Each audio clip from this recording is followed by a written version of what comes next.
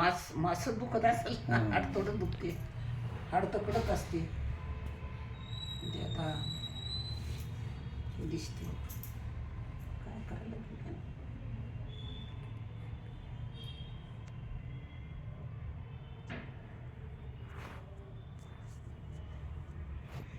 हाडं जरासे सुकलेले बरे असतात, जास्त हे नसतात. हो, फुगले शरीर फुगलेलं कामाचंच नाही. शरीर फुगले बिमारी आहेत. आता असं शरीर फुगू दे नसतं असं असलं.